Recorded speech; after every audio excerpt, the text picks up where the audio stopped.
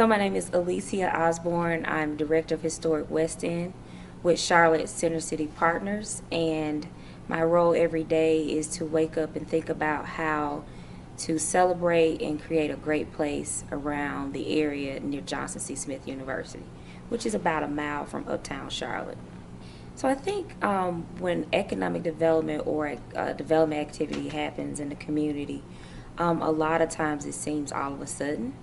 But what really has happened is there's been years of planning, and the community's been working at this for over 20 years, and now those plans are coming to fruition. And so what's really the buzz around what's happening is, one, streetcars extending from uptown to the West End neighborhoods, which are the oldest black neighborhoods in Charlotte.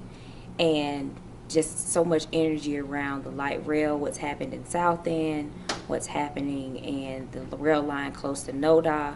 There's some energy around that this could happen around the area in Johnson C. Smith. And so now that streetcars are under construction, that vision seems more real than ever before. And also, as you know, the city grows, affordability's becoming a more issue, and so folks are finding that the urban core is more attractive from an affordability standpoint, also transportation wise. Nobody wants to drive forever.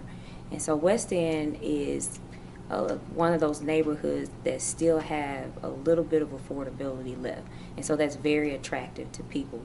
And also, there's such a rich history in the corridor, and such a nice and welcoming neighborhoods, good housing stock, proximity to uptown, schools, a robust transportation system. So it has all of the basic essentials that most Charlotteans would like.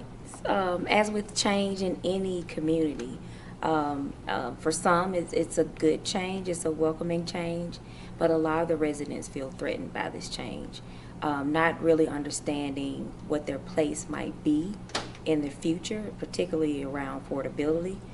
You know, as areas start to become more attractive to folks of higher income, the values get extremely high, then that impacts the taxes, and everything else becomes less affordable than before.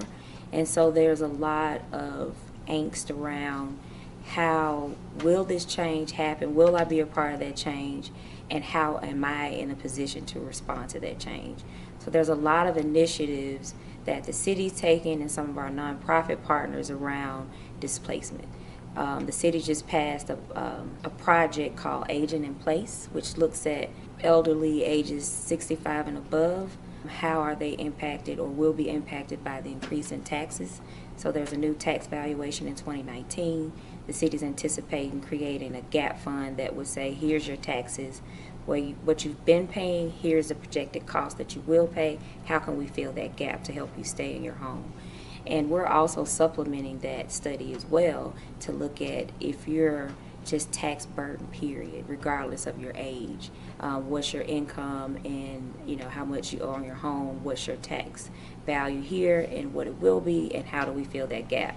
So we're embarking on a study that will give us a threat index and identify the vulnerable properties that will be impacted by this new tax valuation. So there's the new investment that's coming, and then there's a number of initiatives to address the threat of displacement as well. They're also looking at creative ways to provide more affordable housing. In the past couple of months, the city's been holding a series of community forums around affordable housing. Where should it go? How should it happen? And what's the community's role in participating?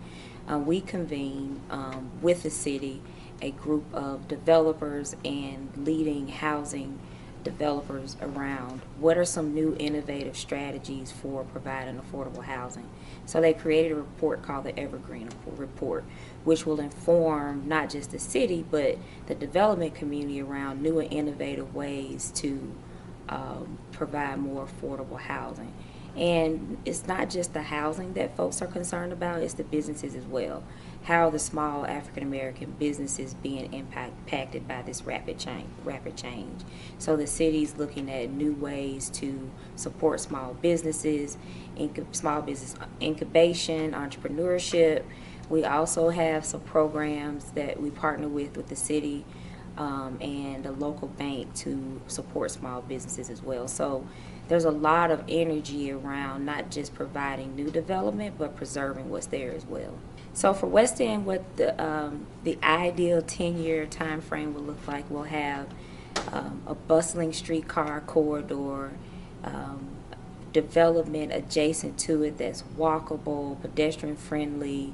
It activates the street, provides some of the uses that the neighborhood needs, like fresh food, just a place to get their hair cut, some of the basic needs and amenities that a neighborhood would have. It would be less than a quarter of a mile from where they live. Like that would be the ideal West End. And also creating a seamless connection with the university. Johnson C. Smith is a 150-year-old historically black college, and it has roots in the community, and students, as of today, many of them graduate and they leave the community. So it would be ideal to have kind of a university village and just a real, what's the word I'm looking for? Just a real seamless connection with the community that's around them.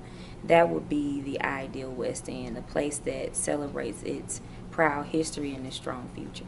So I think it's more mixed now than it was before. In the last census, there's been census and projections now. There's been probably a 60% change in the residents, and that's newcomers coming in, building infill development. So if all what we hope works, it'll remain to be a diverse neighborhood, that a myriad of age ranges, old families, more families moving in, that the elderly can age in place. And I think if we have done what we're supposed to do to be a more diverse community. So to new residents, I would say remember the things that attracted you to the area, and always remember that there was a place before you got there, and that the people made this a great place which you are attracted to. So get to know your neighbors, get to understand the history of the area and how you can be a part of that history, and how that history that history can be a part of you. It's an even exchange. But I think oftentimes newcomers forget that, there was a place before they came. And that's really important to historic West End residents, that you understand that this place is so important to Charlotte's history, not just to the West End, but to Charlotte's history, and that you should learn it. And they're welcoming folks, and they're welcoming people that want you to know and want you to share what's important to them. So I think that's the message I get from residents, that they just need to understand where they are. And it's all about the people. It's not about the physical buildings. The people make places great. And so get to know each other, get to know your neighbors and your community, and go to the school that's in the area and volunteer. All that's important to creating great neighborhoods. I do think the creation of belonging is really happening in the West End. There's a number of kind of participatory engagement projects, if you will, that that celebrates where you are, the people, and engaging folks about what the future might look like. And so there's a number of artists that have mural projects. And when you think of a mural, it's just folks doing art, but they have a very intense engagement component that's included in the art project. So just for an example, the League of Creative Interventionists, which is a nonprofit group that helps communities reclaim their space or vacant spaces. Janelle Dunlap has brought on a couple of artists to do a mural along the A&P site. So the A&P site is a building that's been vacant for over 10 years, no activity on the site. And these group of artists are creating a mural that celebrates the history of African American communities, and it bridges that history with the future by engaging the people that live there now. and they can work together to imagine what that space might be in the future. So it's a really strong and meaningful outreach project that really creates that sense of belonging. This is our space. We're here now, and this is where we'll be in the future. Another set of artists, Marcus Kaiser and Jason Woodbury, they both were resident artists in the McCall Center. They have a project called Intergalactic Soul, and it's this theme of Afrofuturism. And Marcus describes it as, just think about a world where African Americans have growth and prosperity beyond our belief, or just beyond any boundaries. And so they're creating a series of murals that say no passport needed to be or to have this great prosperous future.